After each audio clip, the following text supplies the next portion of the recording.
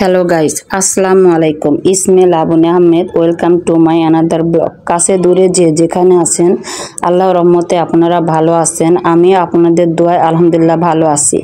আজ আমি সন্ধ্যায় ঝটপট কাজ সেরে বাইরে যাব, তাই আমি বেডগুলো গুছিয়ে নিয়েছি এবং এর মাঝে ওয়াশিং মেশিনে কাপড়গুলো দিয়ে দিয়েছি। আর আমি এখন ঝটপট কিছু তরকারি রান্না করে রেখে চলে যাব। আজকে আমি আলু বেগুন দিয়ে শুটকি মাছ চচ্চড়ি করব। এর জন্য আমি আলু বেগুন ভালোভাবে ধুয়ে নিয়েছি এবং পরিমাণ মতো লবণ, ধনের গুঁড়া, হলুদ দিয়ে দিচ্ছি।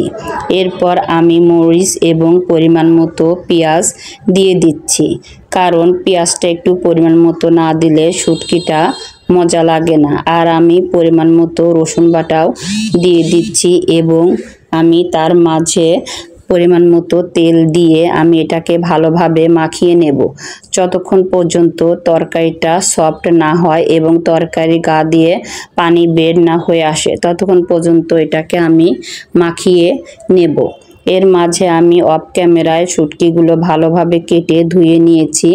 এখন আমি এই শুটকিগুলো এর ভিতরে দিয়ে ভালোভাবে এটাকে মাখিয়ে নেব, যাতে প্রত্যেকটি শুটকি এবং তরকারি মিশে যায়। এই যে আমার শুটকি মাখানো হয়ে গিয়েছে, এখন আমি চুলায় দিয়ে দিয়েছি।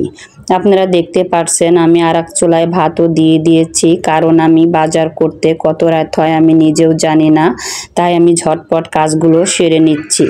এর মাঝে আমি একটা মুরগি ভালোভাবে কেটে ধুয়ে নিয়েছি। এর মধ্যে আমি পরিমাণ মতো মশলাগুলো দিয়ে নিচ্ছি। মুরগির মশলা যা যা থাকে তা আমি বললাম না, কারণ আপনারা সবাই জানেন যে মুরগির মাংসতে কি কি দিতে হয়। কারণ আমার এতটাই তাড়াহুড়া লেগে গেছে যে আমি এগুলো আর আপনাদের কাছে শেয়ার করতে পারছি না। এর জন্য আমি ঝটপট মুরগির মাংসগুলো দিয়ে ভালোভাবে মাংসটা কষিয়ে নিচ্ছি, কারণ ভালোভাবে মাংসটা না কষালে মাংসের মধ্যে তেল, লবণ এবং মরিচ কোনো কিছুই যায় না। তারপর আমি এই যে কলিজাটা দিয়ে নিয়েছি, কারণ কলিজাটা আগে দিলে এটা ভেঙে যেত। তারপর আমি পরিমাণ মতো পানি দিয়ে এই যে আমার বাসায় ফলগুলো গুছিয়ে নিচ্ছি। এই ফলের নাম কি আপনারা যদি জানেন অবশ্যই আমার কমেন্টসে জানাবেন। এরপর আমি ঝটপট করে বাজারে চলে আসলাম। বাজারে দেখেন কত রকমের মাছ, আমি নিজেই বুঝতে পারতেছি না কোনটা থুয়ে কোনটা কিনবো। আর এর মাঝে একটু বলে নেই, আমার গলায় এতটাই ঠান্ডা লাগছে যে মাঝে মাঝে আমার গলাটা আটকে যাচ্ছে। আপনারা আমার কথা বুঝতে পারছেন কিনা আমি জানি না। আমার বাজার করা হয়ে গিয়েছে, আমি এখন বাজারগুলো দেখাবো যে কি কি আমি বাজার করলাম।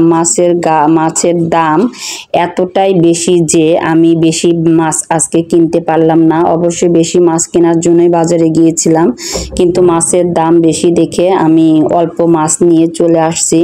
এখানে পাবদা মাছ এবং ট্যাংরা মাছ আমি কিনে নিয়ে চলে আসলাম। আর এর মাঝে আমি কিছু কিছু বাজার করেও নিয়ে এসেছি, সেগুলো আপনাদের সাথে আমি শেয়ার করছি।